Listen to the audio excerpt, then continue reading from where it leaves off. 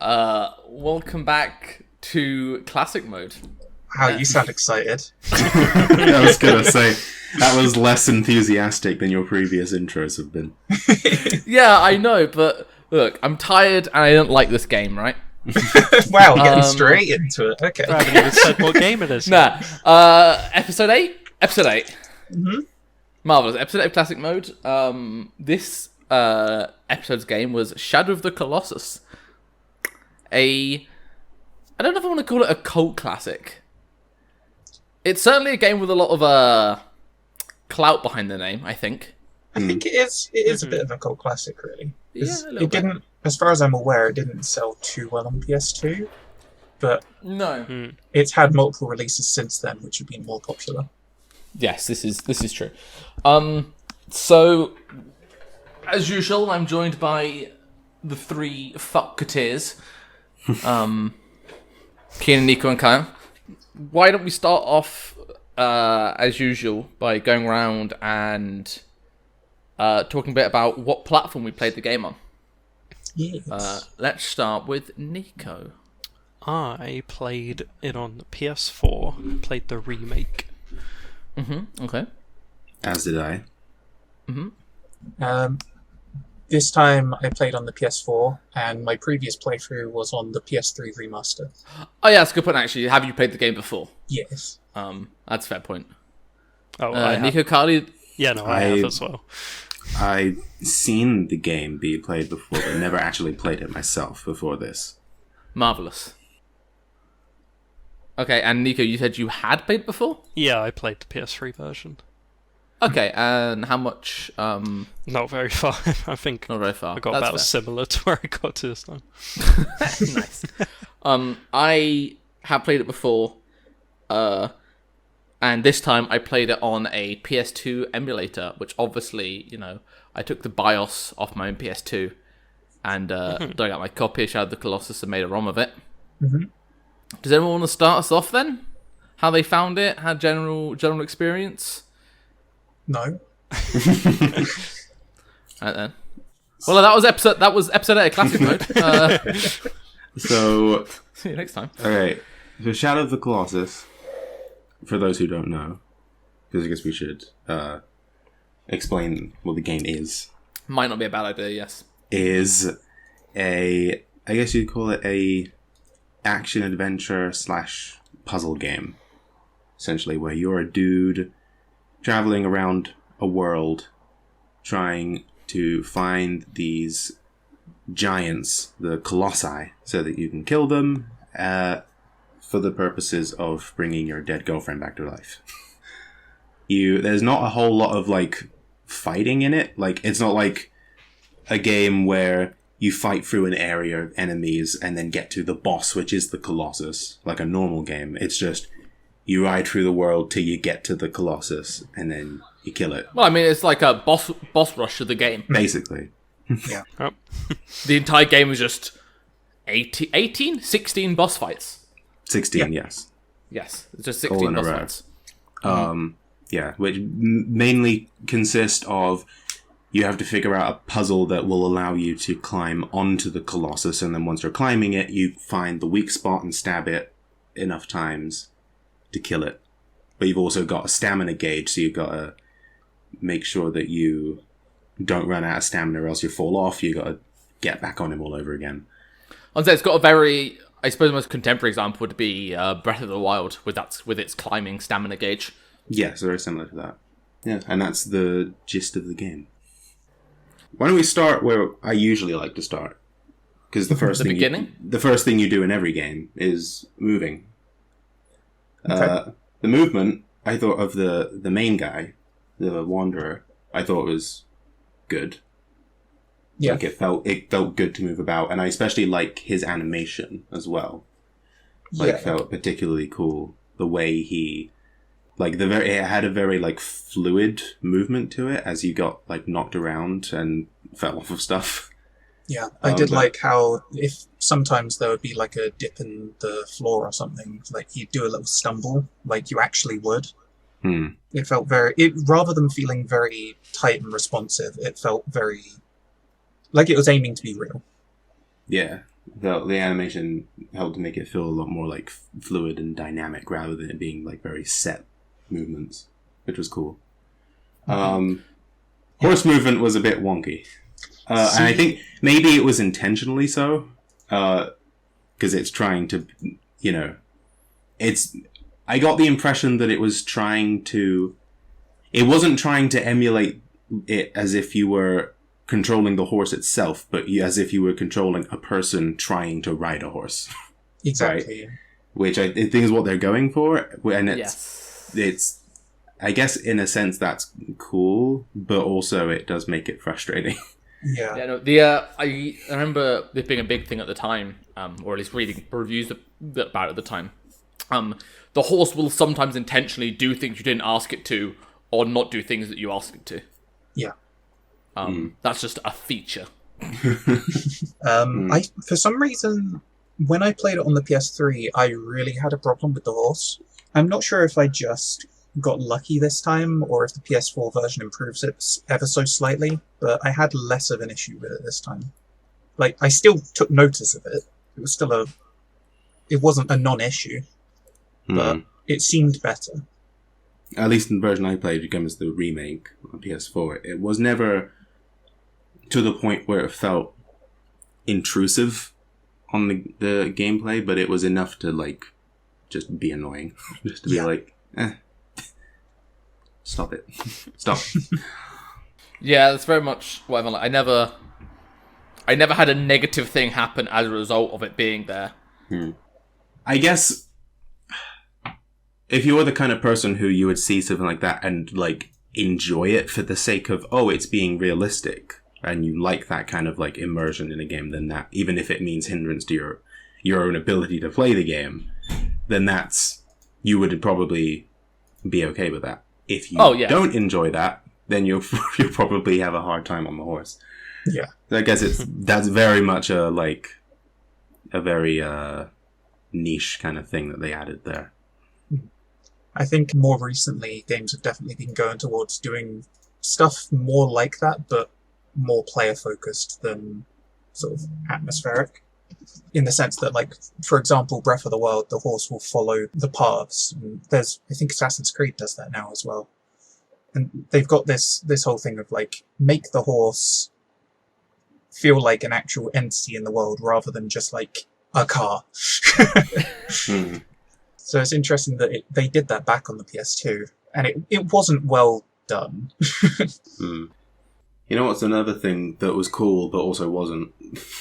The camera. Oh god. It could be so good. And then that's the thing. So the camera does this thing where it will try to position itself in such a way that it gives it a very, like, cinematic perspective. Yeah. Like, it's focusing when you're just riding through the world, it'll be focusing more on the landscape ahead of you, and the players on the horse is kind of like to the side. And when you're fighting a Colossus, it will try and, like, focus on the Colossus itself. And the thing is, when the camera happens to be looking at the thing that you want it to be looking at, then it's really cool how it's presenting it in a really cinematic way. But if the camera is not looking at what you want to look at, and you try to point it at something else, the game will try to fight you for control of the camera. And that got very frustrating when you're in the midst of a Colossus fight. I did find, for the last two Colossus that I did, which was the 9th and the 10th one, using the button that's like a look at Colossus helped a lot, but then you're holding a button down for the entire fucking fight. Yeah. Like, that made things better, but it still shouldn't have needed to be done in the first place. There's definitely a lot of things with this game where because there's clearly a lot of stuff that this game does that's, like, kind of ahead of its time in a way, stuff that a lot of games didn't do back then. And it's clearly being very experimental and trying something new. And in a lot of ways that paid off. But also in a lot of ways, inherently when you're being experimental, you're probably going to get some things wrong. And then that combined with the fact that it's also just kind of an older game, And so inherently there's just, old games just tend to be wonky anyway. There's definitely still, even in the remake, for some reason, there still seems to be a lot of holdovers from the original design that kind of give away that it's an older game, which I'm more forgiving of of the original game because it's so old, but I feel like the remake probably should have fixed more of those things. And for some reason they didn't. Do you have any examples of what you mean specifically by that, or? Well, like what we were saying, the fact that you have to hold down a button to look at the Colossus, or that you have to hold down the triangle button to keep aggro running, or, Here's my... I suppose that's more of a leading question. If they didn't fix when they had the chance to, does that not make you think that maybe that's an intentional decision on their part? I mean, I guess. Then I think maybe they did it more for the sake of, because I guess maybe they were taking it from the perspective of they're making it for people who already love Shadow of the Colossus and they don't want to change it too much for those people. But then you could say, why not have two different control schemes that you can swap between? Have a classic control scheme and a remade control scheme. They could have definitely done a modern version of it, because, there's some very questionable things they kept in, which is... I get what you mean. It's like, sometimes you want to keep it faithful, but at the same time, you also want to make it so other people can have an easier time getting into it, rather than having to deal with the old game. Yeah, the thing that gets me is that they did modify the control scheme slightly for the PS4 version, like the default scheme. And you can go back to the classic controls, but they only fixed so much. At which point it really does feel like it must have been an intentional thing to keep it as... that's how the game was designed, and they weren't changing it. I guess. Oh, that's another thing. Traveling through water was really slow, and there's multiple sections in the game where you have to travel over large expanses of water. And there's no way to swim any faster, and I'm just like, God, this is boring. There is a way to swim faster. It's just not much faster. If you swim underwater, you swim faster for some reason. Oh, I didn't know that. Yeah. I was going to ask if anyone had figured that out. Because it's absolutely ridiculous. I was wondering why that was even a thing you could do, the swimming under the water. Because you can't actually go into the water, you can only go, a little bit under the surface. I think the only other time it's useful is with the one that shoots electric at you. It can't hit you when you're under the water for some reason. So we talked before about how this game has a lot of climbing stuff. Well, I mean, the entire base of the game is climbing.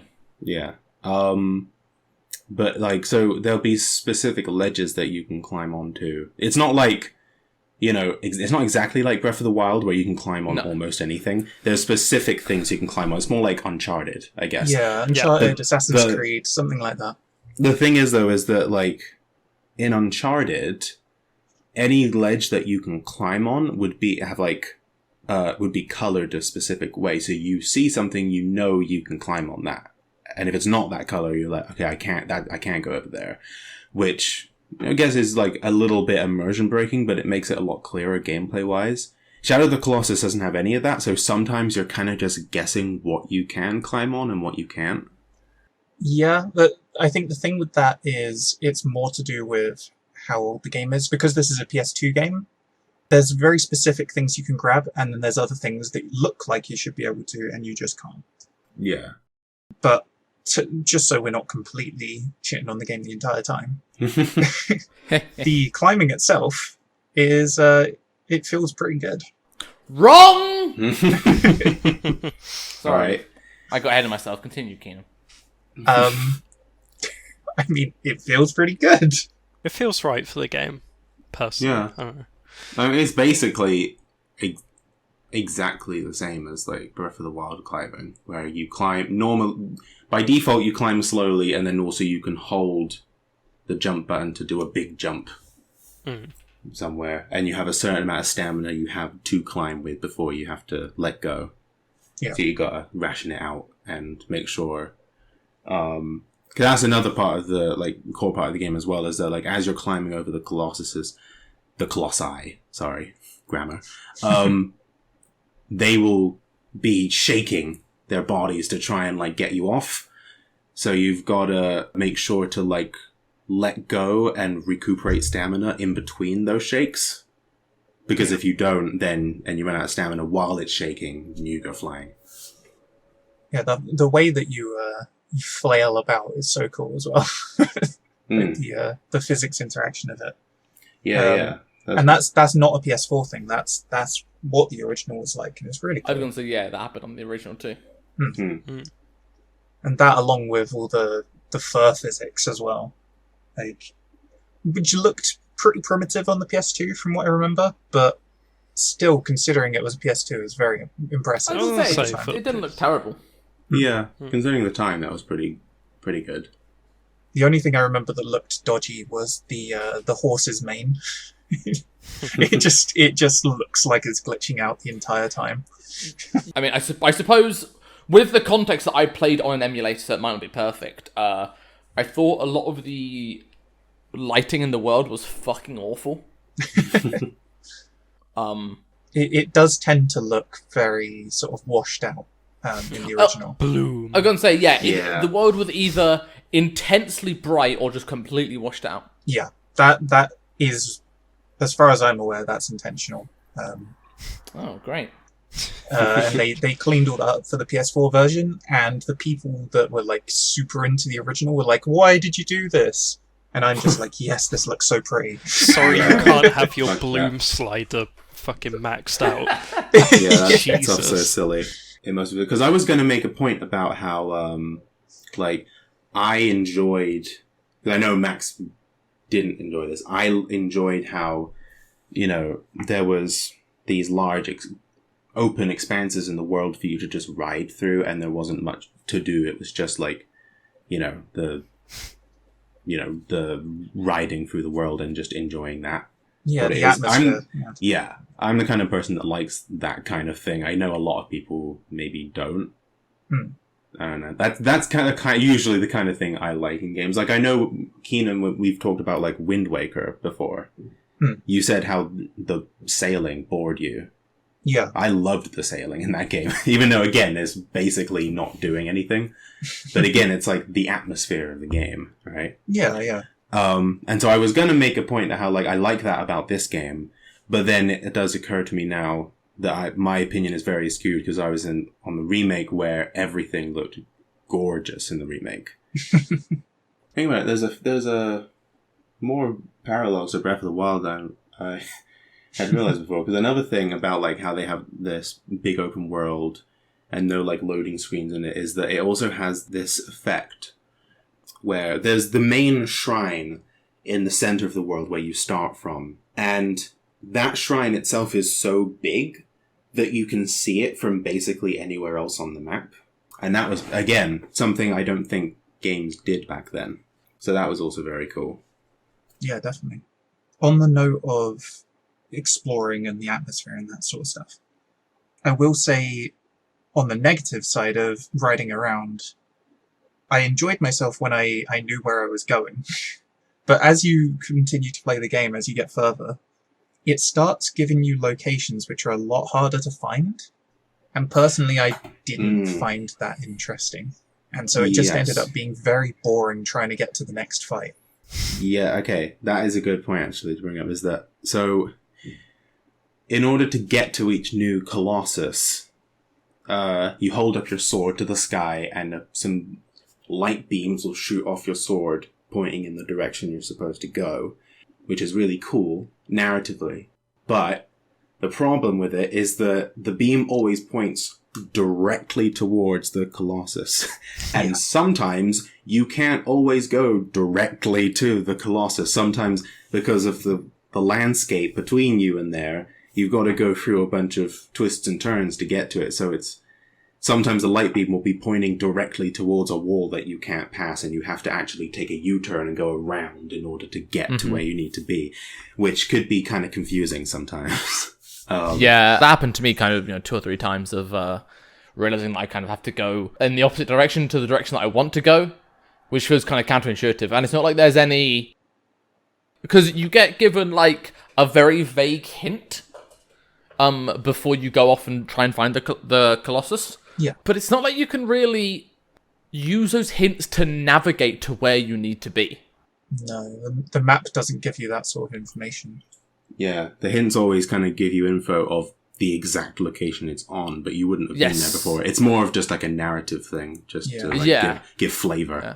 Or, I mean, like, it's like, for the sound of one, where they're like, oh, in the desert. Like, you can't look at the map, because the map's just like some weird grayscale thing. Yeah.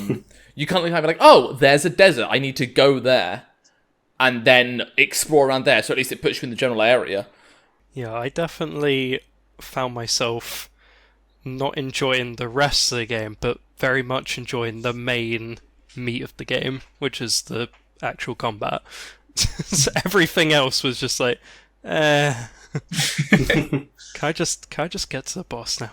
See, when it was going well, I really enjoyed it because it was the whole sort of atmospheric, like just enjoying the ride there. But as soon as it came down to being like, oh, there's a fork in the road, it's like, oh, for God's sake. The thing is, like, I know it's just a personal thing because I have the exact same gripe with Fallout 3. It's like, I get bored of that game because I just don't like just walking around in nothingness, which is the point of that world. And I completely understand and I get it. So I just don't like it. It's my personal thing. So I know very well, I can appreciate why people would like the atmosphere of that world, especially on the PS4 version, where it actually looks pretty. But I just know it's a personal thing that I just don't really like it. Yeah, that's fair. Yeah, I'm of the opposite opinion. That's the kind of thing that appeals to me. Because like the first couple sessions I did, I was just going straight to the Colossi because I've only seen the game be played before. I didn't actually know there was collectible stuff in the world to do. But so I was just going straight to the Colossi. But I actually kind of wasn't enjoying it as much at that point because I was like, the game's going a bit too quick. I feel like it's too fast-paced at this point. Yeah. But then I found out, because I was like exploring through the settings menus and stuff and found there was like a stats screen that showed you like stuff you've done and it said like fruit collected and like lizard tails collected. I was like, what the fuck is this? So then I would purposefully take time out in between Colossi to just roam around and find stuff, and then I was enjoying myself so much more because then it felt like there was a lot more just like downtime and like build up in between each of these fights rather than it just being a straight like boss rush kind of thing. Which to me that really I really enjoyed because there was one point where I got lost trying to find one Colossus, but like, I ended up going way off in a direction it wasn't supposed to be, but then it wasn't a big deal for me because the entire time I was still finding new areas I hadn't been to before and, like, collecting stuff. So I was like, well, I wanted to do this stuff eventually anyway, so I'm good with this. I'm okay with getting a bit lost. See, I think for me, I actually don't mind that in games, and I know Nick mentioned it earlier, in games like Fallout and that, because there could be a tangible piece of gameplay in this direction, in this other direction that I'm going, whereas in Shadow of the Colossus, like, well, I'm not going to stumble across a Colossus. That's just not how this game works. Or you can say the same thing with Breath of the Wild, too. So, unless you find the elusive 17th Colossus. Which is definitely there. So to me, there's not even, like, a potential payoff for exploring. Yeah. Unless, like again, and that depends what you consider to be a payoff. In your, for you, Carl, seeing more of the world was enough payoff for you.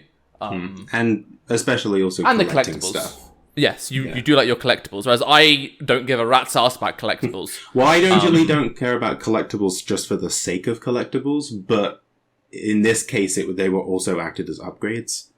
I don't know if I would have run around and collected stuff just for the sake of collecting things, because that's not usually the kind of thing I enjoy. But if it's framed in the sense of, like, this is ultimately helping you towards your eventual, like, main goal, then I'm like, okay, this is worth doing. Yeah, I think I didn't explore too much on this playthrough, but then when I did my PS3 playthrough, I remember doing the same thing, Kyle, of like going off in a direction to see what was over there, and on the way just collecting stuff because I knew it was helping somehow. At the time, I didn't know what it was doing, but I assumed it would be there for a reason. And like what I'm trying to say is, when you're not trying to get to a Colossus, when you don't have a specific target, the world's really interesting to explore. As soon as you've got to get to a specific place using that sword beam thing, it's so frustrating.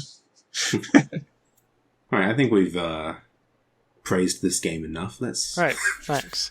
Yeah. We'll obviously get to the story stuff. Yeah, we'll get After nearer Max's. the end. Yeah. I do not understand how anyone could like this game. Wow. Great Okay. start. Here's the thing.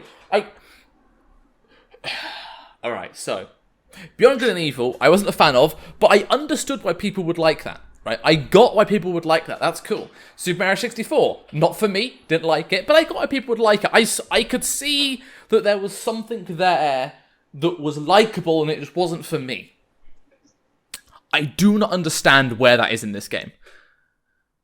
I don't understand, right? So, why do I want to start with this? The story's vague and pointless bullshit. They somehow made a game that has less story than Dark Souls. Fucking good job there. There's nothing to say more on that front, really. And, like, the gameplay is just atrocious. It's actually awful. And I'm not just saying this just to be controversial or stir up. Like, I genuinely think the gameplay in this game is fucking dreadful. So the main portion of the game revolves around you climbing up Colossus, yes? Yeah. Colossi. Colossi. So, I don't know where to begin with this. Firstly, bear in mind, I only played the first 10 Colossi, right? Not, like, apart from the second one where I didn't know that you had a bow because I didn't pay attention to the tutorial, and apart from the last one, I didn't really struggle to figure out what to do in any of them. Anyone who's watched me play a puzzle game before, I know Keenan definitely has, I don't know if Kyle and Nico have, will attest that I am terrible at puzzles. I do not get puzzles. They do not click with my brain. I just don't get them. And even I got them relatively quickly. So once you work out the puzzle and what you need to do to get on top of the Colossi and you're there, that's the hard bit of the game done. There is nothing difficult about climbing the Colossus. The most difficult thing about climbing the Colossi is praying that you don't get bad RNG. Kyle saw this firsthand. The sixth Colossi? I think so. The one's underground and he kind of smashed through the barriers and then he bends down. Oh, yeah. The big climb on his beard. Yeah, so I ran up to him, I grabbed to his beard, and he did nothing but shake for my entire stamina gauge. Yeah, that was weird. And then my stamina gauge expired, and then I fell off, and I was like, well... Like, I'm okay with if I made a decision, and then it turned out that it was the wrong decision based on RNG, but this is just, I just got fucked. I made the right decision, and RNG just completely screwed me, because he just kept shaking. Yeah. And I want to point out, that wasn't the first time I've had that happen before in that game either. And you know what, actually, now that you say that, that does make me think about how there is a Colossus later on, actually two Colossus, because they kind of reused one, where you have to stun it before you climb onto it. Yeah. And if you don't do that, then it will just continuously shake. Yeah, that makes sense. I'm okay with that. If there's like you can do it this way, but it's much harder because it shakes all the time, or you can stun it and then it's a lot easier, that's fine. No, but the point is, like, it's not possible that way. You have to stun it. The first one is possible. Yes. Is it? Yeah, I did it. Oh. How the fuck did you do that? I could have sworn it wasn't possible. Very small chunks. Oh. Yeah. Yeah, it wasn't fun. Correct. Yeah, that doesn't sound fun. But, like, yeah, like, it does raise a good question of, like, Max, when you were doing that one with the beard, where you're climbing its beard, and it was constantly shaking, versus the other one that I was talking about, where it was also constantly shaking. One of them was constantly shaking because it was designed that way, whereas the other one was just so happened to be doing that because of bad RNG. Right?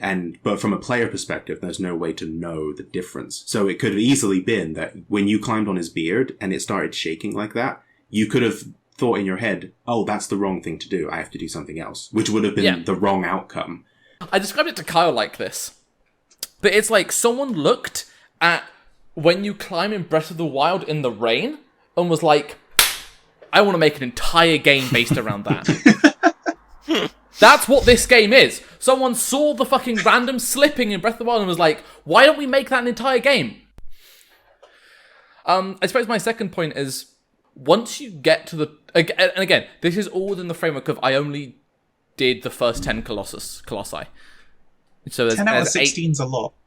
Yeah, I'm going to say that's... In my mind, that's enough to be able to make broad stroke opinions about it. Like, once I got to the weak spot, the Colossus was dead. It was just the tedium of wait, stab, wait, stab, wait, stab. I'm on stamina. I just won't stab and I'll just release the grip and stand up for a second. Okay, cool. Back to wait, stab, wait, stab, wait, stab. But I guess the difference there is that because obviously, as you said, you weren't really into like the narrative element of the game, right? But when you are into the narrative element and the atmosphere of the game, those bits aren't tedious. They actually feel like intense and kind of fun, even though realistically you know that you're probably not going to fall off of it and you're probably going to kill it. It's kind of more of like you're letting yourself like suspending your belief, like when you watch a movie, basically. I mean, the whole game is basically like a cinematic experience in a video game. Yeah. I think up until the Colossus that shot lightning at you.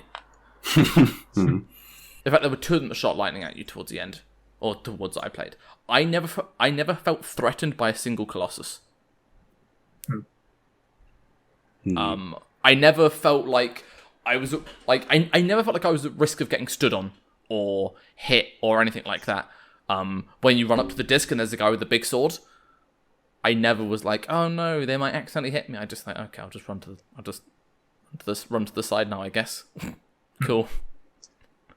Yeah, and like I said, there was the one that shoots lightning at you. That, you know, like I actually felt threatened there, and my enjoyment of the game very, very slightly increased when I started actually feeling like I was at danger of failing. And again, that's just the way my brain works. But like, it's going to sound really deep, but like, if there's not a chance of failure, what's the point? Yeah. And I think that really effectively sums up how I feel about games. Like, if there's not a chance of me failing or doing badly, what's the point in trying? Like, I don't get any satisfaction from that. Like, you know, you could even argue in a game like, you know, I've been playing Dyson Sphere Project recently. You can't technically fail in that game, but you can always make things better. And I felt like with Shadow of the Colossus, a lot of it was just, I just need to figure out what to do, which is really fucking simple. And then as soon as I figure it out and I get there, there's no challenge and there's no risk. And there's nothing that could, you know, make this go wrong that I have to be on my guard for. Yeah. Yeah, because that 10th Colossus was very much like, it was difficult to begin with because you just didn't know what to do. Yeah. And as soon as you worked out you need to shoot the eye, it's like, oh. And it was actually just done. Yeah, the only reason I died at the beginning is because I didn't know what to do and I just tried to throw myself at it just to see if that anything happened. That, and it did like 2/3 of my health in one hit. In that sense, the Colossi almost feel like they have like Zelda boss design, where it's like, it's not particularly difficult. You just need to figure out the puzzle, and then you've won. You could argue that the Zelda games are harder to figure out. But then, in the majority of cases for a Zelda boss, they at least develop over time, whereas this one's very much, cool, you sussed it out, there you go, you kill it. I also think there's a few different things to kind of dissect there. Also, like, Zelda bosses generally require some small amount of skill. Hmm. Whether it's throwing a bomb at the right time and aiming it correctly, or whether it's shooting a thing with a bow or trying to get around behind it and stab it in the thing before it can turn and whack you. They're all very present mechanics, and that's also combined with the fact that if Zelda was just Zelda boss fights, I'd probably have exactly the same criticisms of it as I do of Shadow of the Colossus, or very similar ones anyway. Yeah. But it's not. It's the entire build-up to it. When I think of Zelda, I don't think of boss fights. You think of the dungeon before it. Yeah, I think of the dungeon leading up to it. Yeah. An interesting point as well on those the puzzles with the Colossi is that I feel like usually with a Zelda boss, or boss is designed in that kind of way, there's a thing you have to do a puzzle you have to solve in order to deal damage to it. And then you do that. And then you go into a next phase where it's okay, now you've got to do it again. But this time we've got this new element in it, which changes it up. So it's harder, or there's an extra element to the puzzle that you have to solve. So it changes a little bit. Whereas I think in Shadow of the Colossus, there are a few times at least, where there are some Colossi where you figure out what you have to do, you do it, and then it forces you off the Colossus and then says, now do that 2 more times exactly the same way. And it's it's like the water geyser one, right? Where it flips over. And you can go and stab them a few times and then it flips back over. And you're like, and the sand snake was the same as well. Yes, the sand snake was the same, actually. That's true. Whereas, if it did something, if the second and third time you do it, it was doing something different and you got to account for that, then even if it was just moving differently. But, yeah, I guess kind of, I just feel like the game has practically, no mechanical depth to it whatsoever. And the very few mechanics that are there are implemented so poorly that it doesn't really matter. So, basically, I think what your conclusion on the game is... I mean... It's like, that episode of SpongeBob where Mr. Probably Crab... not, but go on. Mr. Krabs is no one goes to a restaurant for atmosphere. They go for food. But replace restaurant with game and food with challenge, and that's max. It's if there's no challenge, then it's not a game. I wouldn't even say challenge, right? Because here's the thing, right? If Shadow of the Colossus had changed slightly and the climbing actually felt good to do, because it doesn't, if the game felt good to play, I would probably be far less upset about it than I am. If a game is simple but feels good to play, I don't mind it. See, this entire time I've been trying to think of why I like the climbing as much as I do, and I can't think of why. I just like it. I think it sucks ass. I think it's good. Cool. I think it's alright. Yeah, it's good. It's fine.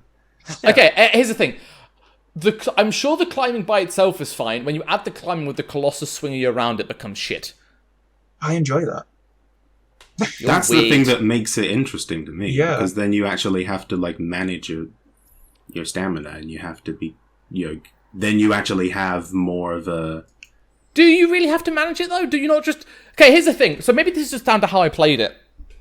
When you got on the Colossus, did you not just hold the stick in the direction you needed to go? And then just wait to get there? And then, if he spins around, I guess I just won't move.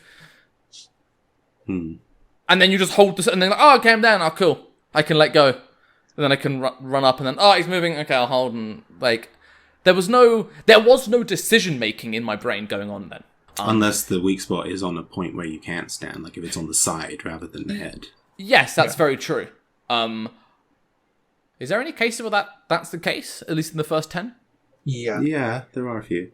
I guess maybe the conclusion is that there is a good system there for them to make interesting gameplay with that stamina system, but they just don't make enough use of it, is what you're saying. Didn't take it far enough. Yeah, I never I never found that I was running out of stamina in a way that felt meaningful. I suppose that's kind of, a more nuanced, just game bad. Even though, don't get me wrong, I love doing that. The stamina never felt like a meaningful choice, I suppose, I had to make. I never felt like it was a massive impact on how I played. And considering that is one of the only mechanics the game fucking has, that's a problem. Yeah. At least in my eyes. But I guess the whole thing does just basically come down to, I mean, feel free to disagree with me if you feel differently. I think, again, it's all just to do with how engaged you are in it. And, like, if you're the kind of person that you'll get wrapped up in the atmosphere of it and, suspend your disbelief and be like, yeah, I'm fucking riding the Colossus and all that, right? Then suddenly all these things that aren't really that challenging still become very engaging and kind of intense even without that challenge, just because you're allowing yourself to lose yourself in that atmosphere. Yeah. And that's where the enjoyment comes for players like us as opposed to a player like you. See, I kind of want to agree with you, but I also kind of don't. Because here's the thing, and I think games are really quite unique in this. A film can be really, really good. They can. They can. In the past. Films can be good. Quote it. But here's the thing. If the mechanics of the film are bad, if the camera shots aren't good, if the sound is weird, if the lighting is off, all that can ruin a great story and a great film. Mm-hmm. And that's kind of at least how I feel about gameplay in games. And I suppose all it depends is where is your tolerance for how bad the core, I suppose the delivery mechanisms, if you want to make it more generic between the two mediums. Where is your point where the delivery mechanisms of the film can be, like, where's your cutoff? So I'll accept this, but I won't accept this. I guess what that comes down to is that, do you think the gameplay of it is just too simple, or do you actually think it's bad? I think it's both. I think it's very simple, and I think the few simplistic elements it does have are also executed poorly. If it was either one of those things, I would probably enjoy it more. Yeah, like some of the games I'm playing recently, like Dyson Sphere program, which I mentioned earlier, basically has no story. You have to build a Dyson Sphere. That's it. Cool, go. But that game is stupidly complex and also executed really well, to the point where Yeah, I think for me it's completely dependent on what the game is trying to do. And when going into this game, it's pretty clear that it's not gonna be any more complex than it is after the first Colossus. I think that, for me, set my expectations of what to expect for the rest of the game, and as a result, I enjoyed it for what it was. Yeah, no, I feel like I'm the same as Max. Well, similar to Max in a sense, where it's like, my level of, like, narrative and that is just, it's alright. If that was a good one, it's like, yeah, that's nice. But my main thing is definitely, like, is the game actually good? Like, can the game hold itself up without having story and that as a crutch, an atmosphere? And Shadow of the Colossus, it's kind of difficult to say, because there's definitely elements of it where I'm like, could be better. But I did enjoy when I got into the actual boss, well, the Colossus fights. I did enjoy it, even if there's the shortcomings. Overall, I did enjoy it. I felt the epic scale of it and, climbing up and that. But very much the everything else of the game just felt like, can I just get to the next one? Yeah, I would like to clarify on that point that, firstly, while I do say narrative is very important to me in games, if a game has a narrative, then I need it to be good. Otherwise, I will completely lose interest in it. I was going to say, and that's basically, like, flipped for me, right? Yeah. Except you can't get a game without gameplay. Unless you count a walking sim. Yeah. It's called Dear Esther, but, like, carry on. Is that a game? No. Beyond Two Souls. Yeah. It's... that is the other thing, right? Is that, like, I am also aware that obviously when it comes to any game, gameplay is the most important thing ultimately, and that I wouldn't excuse a game where the gameplay wasn't good because I liked the story, right? Just because like, oh, I really like the story so much. Like there's been instances like that, like what's it called? Deadly Premonition. Some people might know is kind of a cult classic kind of game that is so badly made and like just so it's not glitchy, it's just an incredibly poorly executed game, but also happens to have an incredible story and really fun characters. And that's a game that like I would gladly watch someone play that to enjoy the story for it, but I've never played it myself and don't plan on it because it is ultimately a bad game, right? But in the case of Shadow of the Colossus, I don't think I'm making an excuse for it. I just don't mind the gameplay. I think for Shadow of the Colossus, as a game, I like it. I don't love it. I think the gameplay is alright, it's fun enough to enjoy and see through to the end. But then also, on top of that, I love the story of it, the narrative and the atmosphere of it. So that's enough to really bump it up for me. If I genuinely didn't like the gameplay, I would say that, and I wouldn't excuse it and be like, oh, it's still a good game just because I like the story, right? I wouldn't say that. I genuinely just like the gameplay. I think, for me, I did kind of get caught up in the hype of it when I first played it. Like, you see a lot online of, like, this is, like, god tier status, or at least somewhere on that, like, really high masterpiece scale, where I know people will admit its flaws, but the majority of people are like, oh, this is a great game, 10 out of 10, everything, right? So I kind of did go in being like, okay, let's see what the hype is about with this.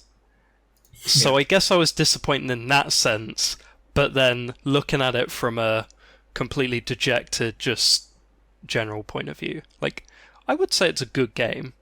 It's just not... If I had to choose a game personally, I don't think that would be my choice. I think I would much prefer a Zelda over a Shadow of the Colossus. Right. I think you can definitely say, like, from looking at the way that games do storytelling and, like, I think Shadow of the Colossus is definitely one of the best games out there for, like, unique storytelling and atmosphere. Like, it's definitely one of the most atmospheric games I've ever played. And so if you're the kind of person that really enjoys that, like myself, then it's definitely worth a play and one of the best experiences of that kind that you could have with a video game, for sure. But, yeah, overall, as a game, when taking everything into account, you do still also have to take into account all of those other things about it that clearly, all of those, hallmarks of it being an old PS2 game, and it's a kind of clunky and, those are all still there, and you still have to take those into account. So, yeah. In terms of storytelling, it's definitely up there in those big leagues, as everyone says. But overall, it's probably not really, like, the masterpiece everyone claims it to be, but it's still a pretty damn good game. And if, for the right audience, they're probably gonna really like it. But for the wrong audience, like Max, you're gonna hate it. I think what you mentioned, Nico, is quite probably quite an interesting thing for me to talk about as well.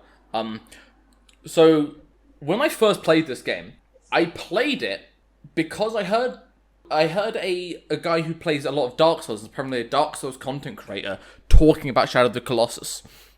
And, man, I was quite young at this time, so I instantly made the assumption that this game would be like Dark Souls, but boss rush mode. No. Yeah, and I think that's where a lot of my initial disappointment comes from. And I couldn't shake that feeling, even going into it all this time later. Like, you wanted it to be something it wasn't. Yeah, kind of. I mean, don't get me wrong, I still think a lot of my criticism stands. Yeah. I think I might have been less open to what was potentially good about it. We've broken it. We did it. No, I don't. No. Actually, I take that back. That definitely influenced my initial opinions of the game going into it. I think playing it now, just because before I played like 6 Colossus and then I stopped and I was like, I don't like this sucks. And I played more this time and it just kind of cemented my opinion. And because I played more about it, I felt like I could remove my initial bias from my opinion, if that makes sense. But yeah, I think, like, you know, that was definitely, I was carrying that bias into it when I went in, but I definitely think by the end of it, especially playing it through a second time, even if not to completion, I was able to kind of split the bias from the game. Did we want to talk about, because it might be getting a bit too much into detail, but did we want to talk about any specific Colossi that we didn't like? Yes. Do we have time for me to go through all of them? I don't think we do. Was it number 3 or number 4 where you had to go into the bunker? 4. Oh, number 4. In theory, that one is absolutely fine, right? Not a problem with it. I couldn't get it to trigger. I could not get it to lower its head down to the bunker so you can climb up on top of it. And I had a look, because I'd been like doing multiple saves, in case I needed to go back or something.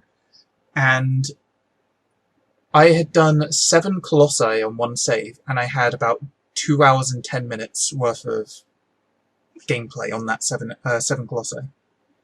I'd say a good 30 to 40 minutes of that was that one number 4. Just because I could not get it to trigger. Like, if it doesn't do what it's supposed to, you start then thinking, well, maybe there's something else I have to do. And so I was trying all this dumb stuff, and in the end I gave up, looked it up, saw it was exactly what I'd already done, and then followed the exact movements that they did in the video, and it still didn't work. And I just had to get lucky eventually and get it done.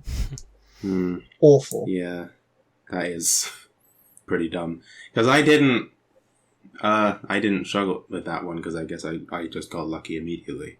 I can't really speak as to how like intuitive a lot of the early puzzles are, especially because, again, while I'd never played this game before, I had seen it, so I remembered how a lot of these early ones were supposed to be done. But there were still a couple that I got lost on, and despite having seen it before. Mainly 11 and 12. That was a bad day. So 11 was the one that it's kind of a small one that's in a cave mouth, and there's these fire pillars on the side. Oh yeah. Yeah, and it's and the Colossus is chasing you around and will try to knock you over. So firstly, actually, that's a good point to make. There's sometimes if you get hit by a particularly strong attack, you get knocked down and then you just lie there for like maybe 10 seconds, which was cool the first time it happened, because then it was like, oh shit, that really knocked him out. And it would be cool if it was something that only happened every now and then, but that particular Colossus did it every time he knocked you down, so you were constantly getting knocked down and then having to lie there for ages before you get back up. And because of the way his AI worked, you only had a fraction of a second to then dodge his next attack after getting up. Otherwise, he'd knock you straight back down again. Although he can also attack while you're in the getting up animation. Or sometimes, he'll just do that, which was so frustrating. I don't know why. I did eventually find out that you can actually cancel the getting up animation by switching weapons, which helped. Obviously, that's a workaround. Yeah. Doesn't excuse the fact that that's the thing you have to do. But yeah. So with that boss, there was one thing that I remembered about it, which was that you had to get some of that fire that's on these pillars because he's scared of it and he'll back away from it. But I couldn't remember how. So I was like, I'll climb up these fire pillars. Couldn't climb up them. Even though it looked like there was something on the front of it you could climb up. I was like, I guess I can't climb that. What do I do then? Yep. And I think I eventually looked it up and eventually found out, no, you can climb up them, but the climby things are on the sides of the pillar, not the front of it. Duh. Like, why? Like, the sides of it are... Bear in mind, these pillars are inset into a wall, so there's only a small gap between the side of the pillar and the wall of the cave, so, like, the sides of the pillar are hard to see anyway. So why they made that the climby bit, I don't know. Why not just make it the front? Yeah. That's just an unnecessary thing. I remember that from my first playthrough, and I had the exact same situation happen. But then, so there's a whole nother phase to that boss, where after you get up there, he knocks into the pillar, and it knocks a stick of fire onto the floor, which you go and you pick it up, and you wave it in his face, and he's like, oh, I'm scared of it. And you push him back far enough that he falls out of the mouth of the cave and down into the area in front, outside. And his armor falls off, and that's when it's like, okay, now it's time to climb on his back and stab him like all the other Colossi. Except, no, that's not what you have to do. Apparently you can, because apparently Keenan did it. Because that would make sense, right? It seemed like, okay, now the fight takes place out here, and I've got to manage to climb on his back. You climb on his back, and he just constantly shakes, and you cannot get a good stab in at all. I was like, what the hell are you supposed to do? Turns out, what you're supposed to do is lead him all the way back around into the cave where you were already fighting him before, and then get him to run into the pillars again in order to stun him, and then you can climb on his back and stab him. And I'm like, why? Why? When you took the fight outside, I thought that was just a change of scene. Why would you then make me take the responsibility to take him back into the previous room? That was not even something I was considering was even possible. Because it plays a cutscene when he falls out of the cave. Why not just make it a part of the cutscene that he comes back in? Why do I have to lead him back in? It's so, like, why did they think that was... Who thought that made sense? That was clear? That was so weird. Am I the only... Am I the only one who thinks that was weird? Knowing that that's how you do it, yeah, that's super weird. It's weird, right? Yeah. Yeah, it does sound pretty odd. I mean, I said I didn't do it, but sounds it.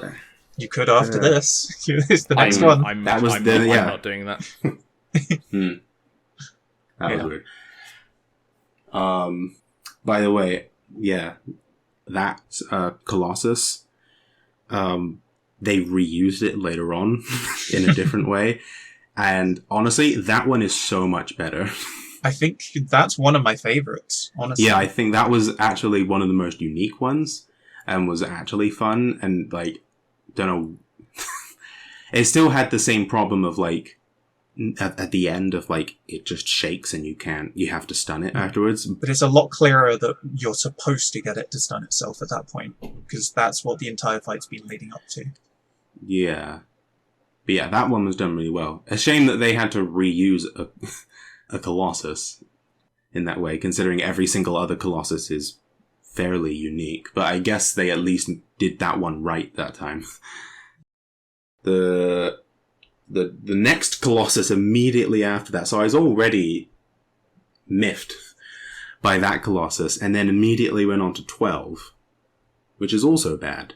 That's another one of those ones where it's like a water one, so you're just swimming through a shit ton of water, and it's really slow and boring.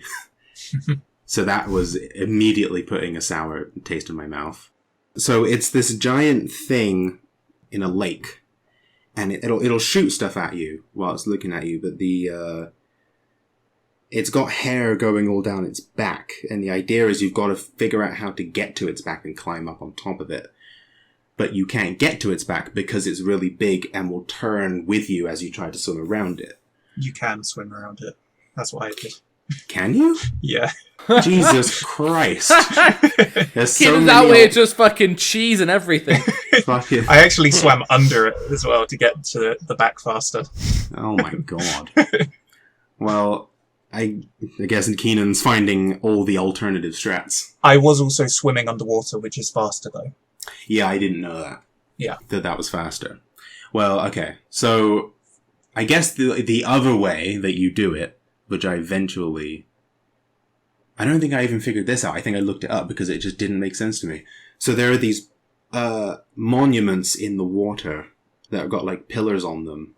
And there's this one like little stone tablet thing in the middle of each of them that if you duck down behind that, even though it's like basically like waist height, if you duck down behind it, the Colossus will suddenly forget where you are and just start walking away.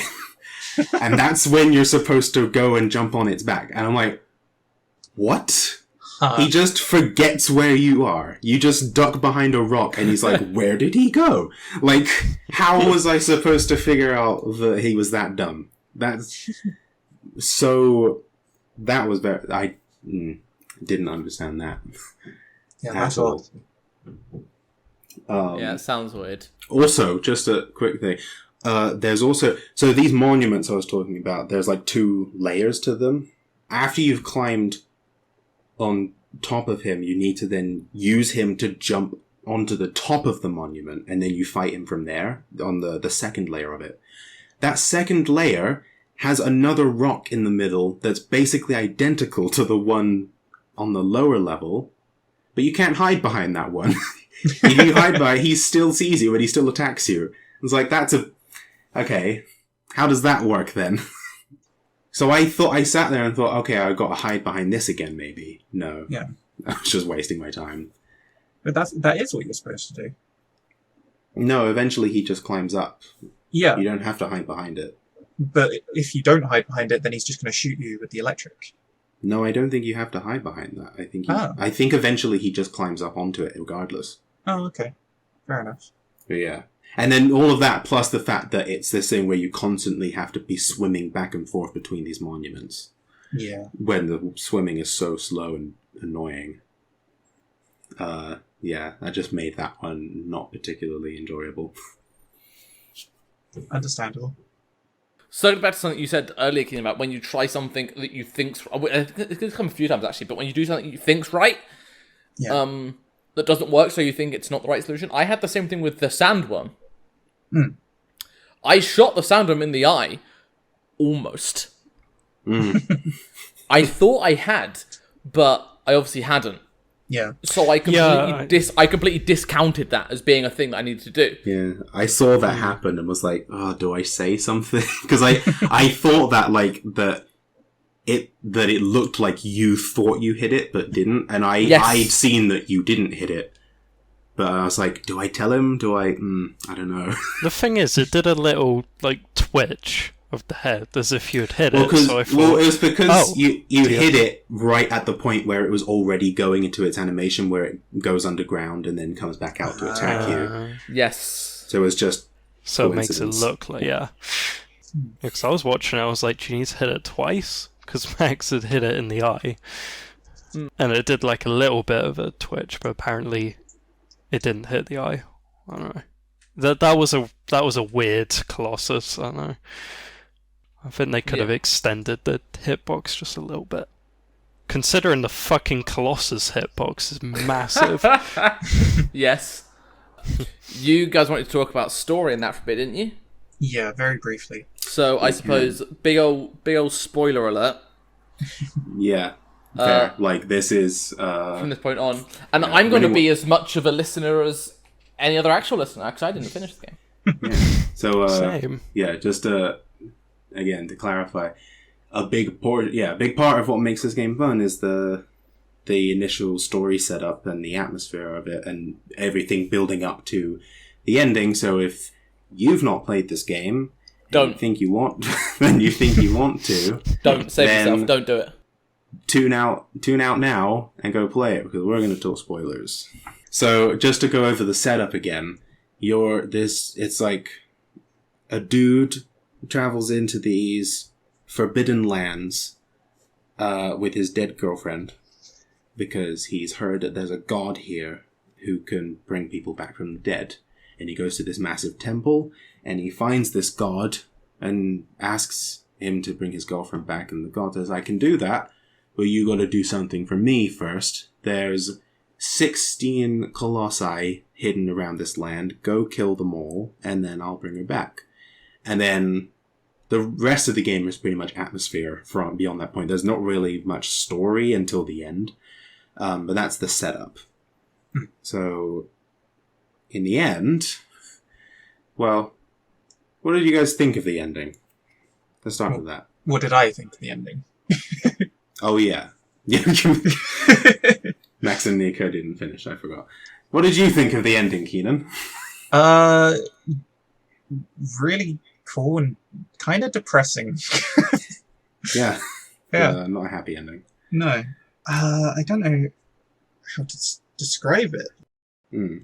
Well, to go over what happens, as it turns out, the god that was trapped in this temple was sealed away here a long time ago because he's evil and shit.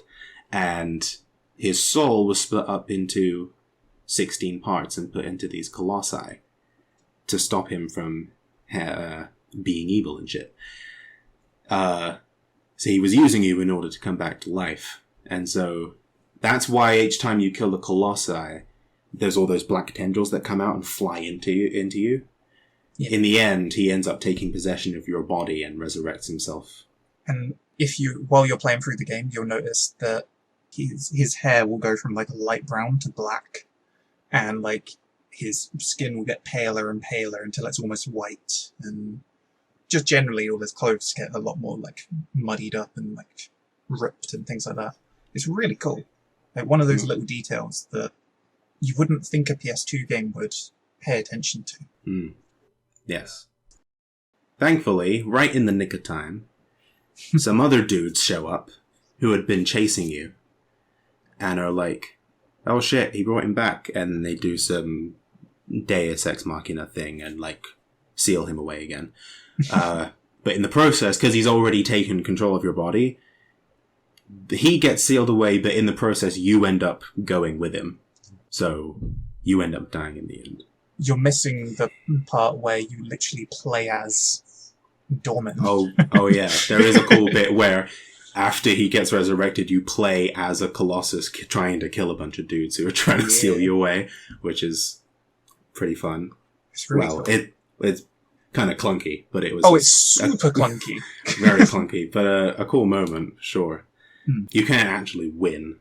That's there just for the fun of it.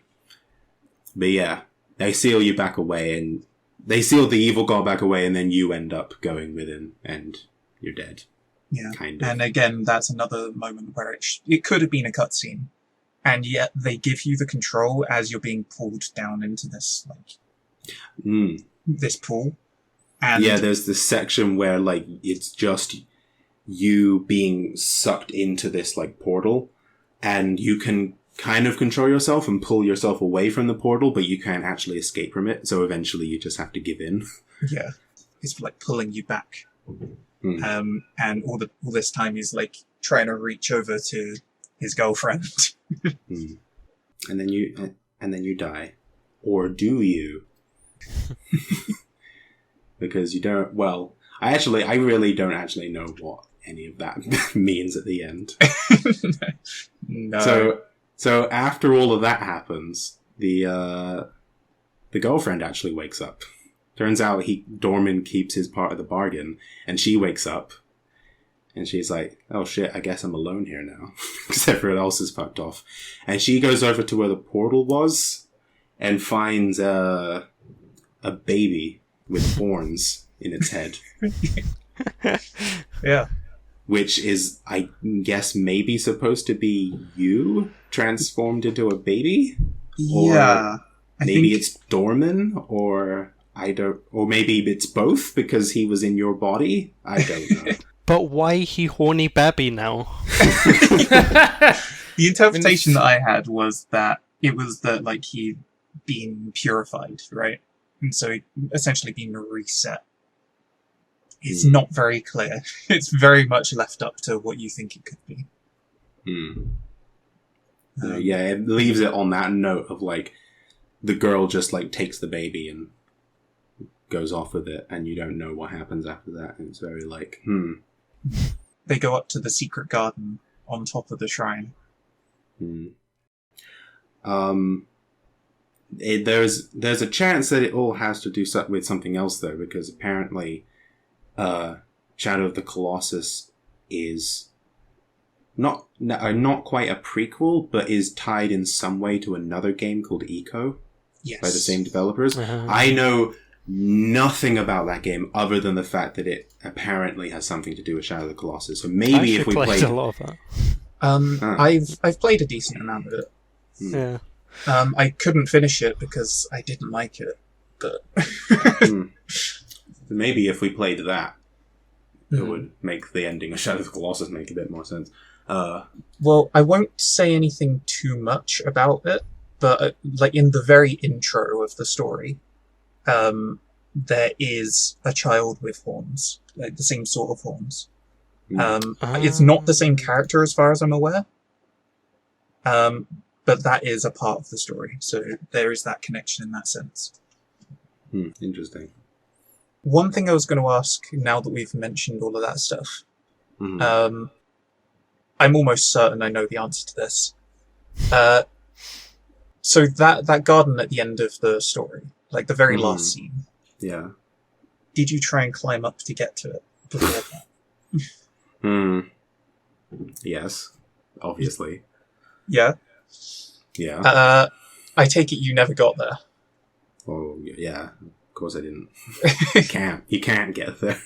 I know you can get there, but you can't do it on a single playthrough. I was going to say, Max, you're going to love this.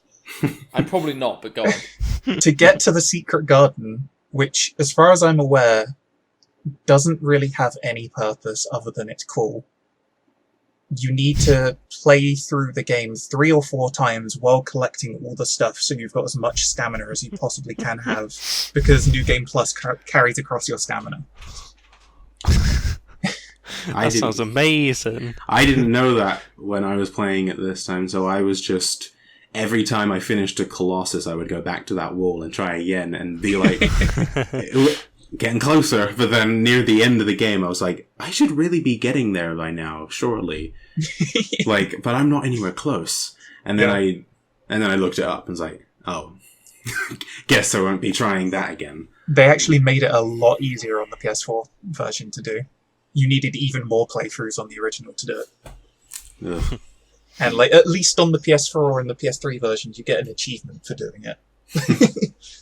On the PS2 version, the only thing that's up there are special fruit, which lower your health by a considerable amount. Hold up, what? They lower your health? They lower your health.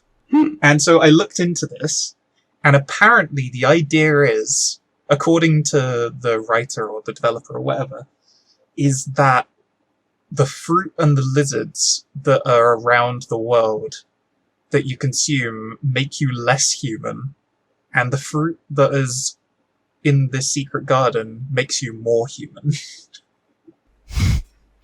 God, game developers are dumb. See, I just thought, like, that was, like, their way of being, like, here's a challenge mode or something. To be like, hey, we're going to lower your health a lot to give you an extra challenge. Oh, no. I think it lowers to the minimum of what you started as. As far as I'm aware. Fair. Yeah. It's one of those things of, like, they've implemented this gameplay for something that isn't even story-related. It's more just a lore thing. It's not important in any way. I love Nice. Yeah, that's very great. I don't. Just one more thing about the story. It's not even about the story, but when I was watching Max play earlier, and you were saying stuff like, "I hope the horse dies," I really wanted you to get to the end to get debated by the scene where the horse dies, but then he doesn't. Yeah. There's a scene just before the last Colossus where the horse dies. He falls off a cliff and he's like, "Oh shit."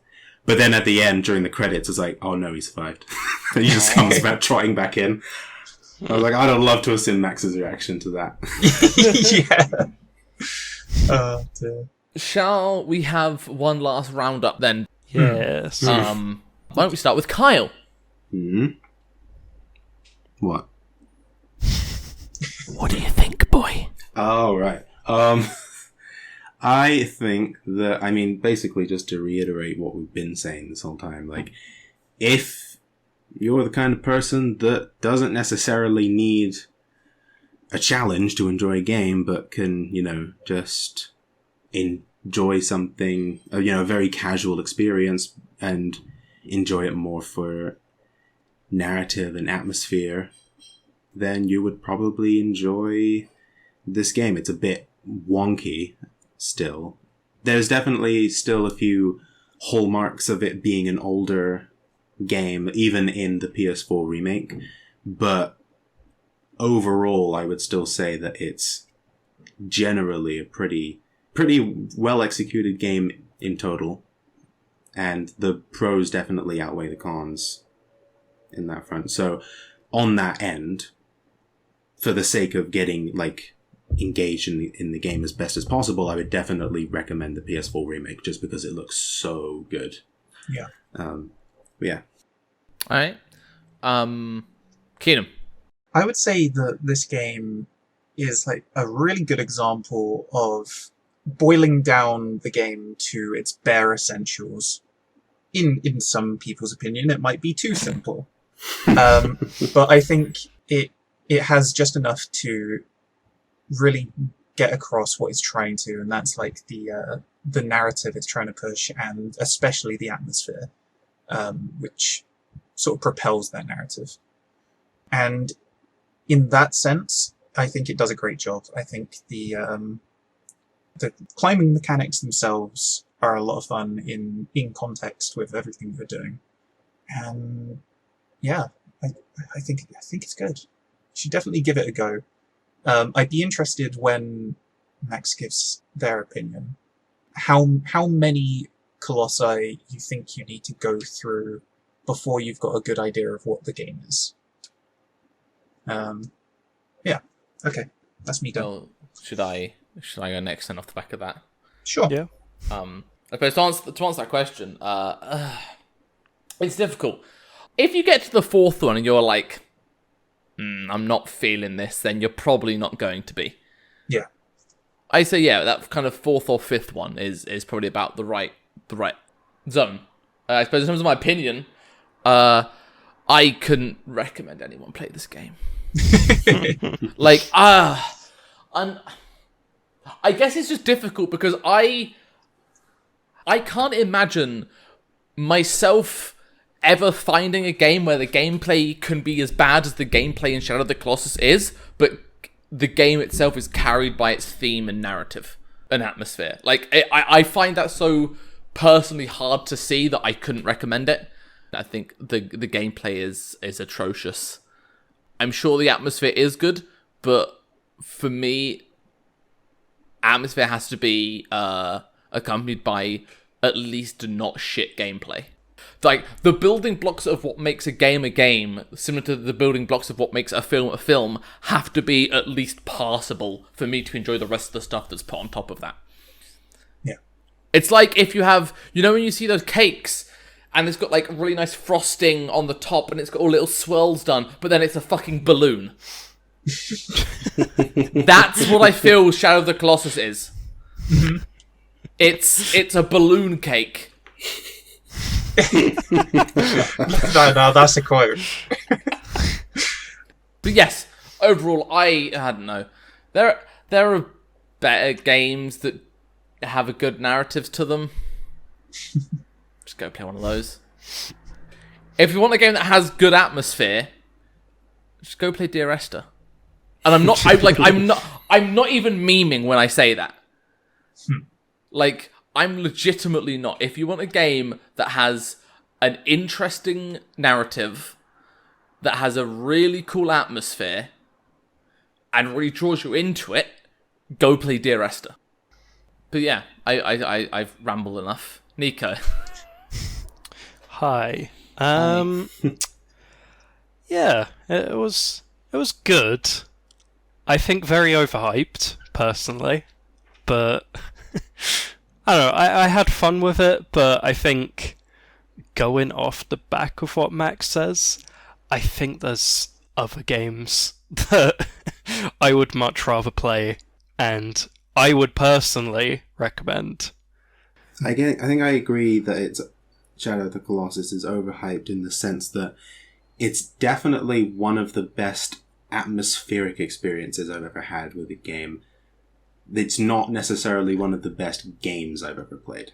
Yeah. Okay, yeah. If you're looking for a game with atmosphere and feeling like if you can get immersed in those kind of games easily to the point which would enhance the boss battles even more so and exploring the world to actually feel like something that isn't just cumbersome, then yeah, I would recommend it. I think what it does there is really great, but I'm personally not someone who likes just walking around nothingness to get to someplace, so yeah. Yeah, I think generally for me I have a hard time recommending it personally, but I can see where it's good. So who knows? Give it a try. Give a couple Colossus a go. If you're quite enjoying it, then you never know. This might be one of the most diverse spread of opinions we've had on the game so far. Yeah, I definitely think so. And also Colossus number 10's game over screen is fucking terrifying on PS2. That's true, actually. That's true. The original PS2 version is gonna fucking haunt me. It's gonna do it. It's in my dreams, in my head. Keelan, find a way to put it up on the screen. Yeah. On Spotify. Yes. When Have one that day be it the goes on thumbnail. YouTube. Yeah. I know you've given up on the YouTube uploads at this point, but if you do ever get to doing that, you please put that on the screen right now. I was gonna just keep the conversation going about it, and I was already thinking about how I was gonna have it zooming in very slowly as it fades Let's in. have it fade in. Yeah. It's like, oh god, it's like when you see like a creepypasta or something. Yeah. It's like the It's- moon. It's like first seeing the moon in Majora's Mask. Seeing how fucking Yeah, it's got terrifying that it is. vibe actually. Yeah. Yeah, Yeah. it's fucking horrifying. Anyway, we Anyway, somehow on that talked- note, on that bombshell, I think that wraps us up for today. I didn't think that episode was going to be that interesting, but it ended up, I think, being one of the most interesting ones we've done so far. Yeah. yeah. It was a good one. Alright, we will, all of us four fuckheads, will, well, we won't see you. You'll be listening might to do. us. That would be difficult. You might. But yeah, we'll talk to you in the very literal sense of the word. In that you are quite literally forced to listen to us. We'll talk at you. Talk at you. Very soon. Oh, wait, hold on. We need to ask our schedule bot what the next episode is going to be. That's true. Hey, Mr. Schedule Bot, what's the next episode? The next episode will be about Control. Wow, thanks, Schedule Bot. Oh, that sounds so exciting. Wow. I can't wait. I can't wait to play that game. Wait, when is it that we're playing that game again, Mr. Schedulebot? I don't know, it's been 2 years since this was recorded, you piece of shit. Wow. Oh, that's so exciting. I'm ready. I'm ready. I can't wait for that day. It's a nice, good chunk of time for us to, My favorite day. yeah, And we're done. awesome. Adios, Put amigos. Mr. Schedulebot back in the closet. Yeah. Power him down. Alright, nice. Beautiful. Right, well that certainly trailed off very quickly. I'm just gonna press the stop recording button now. So we're not even saying goodbye? I said adios! Oh, okay, bye.